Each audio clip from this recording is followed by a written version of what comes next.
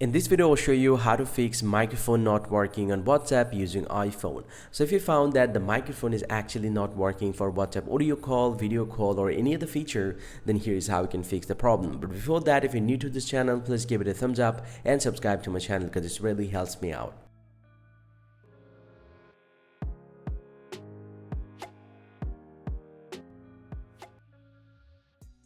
Well, so now to fix the WhatsApp microphone problem, the very first thing that you have to do, you just need to check out the microphone settings. Open up the settings app from your iPhone and then scroll down to the very bottom, tap on apps here, and then scroll down and find out the WhatsApp.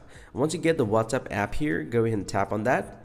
And you'll get to see a few different options. For the microphone, you'll get to see it's toggle on. So if it's toggle off, go ahead and turn this option on. And if it's already enabled, go ahead and turn this option off and enable it again.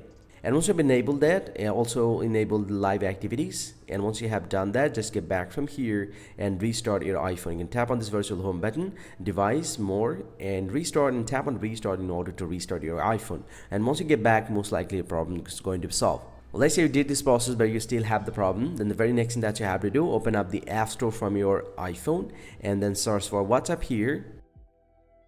And go and tap on WhatsApp, and if you found any pending update, go and tap on this update button and update your WhatsApp application to the latest version.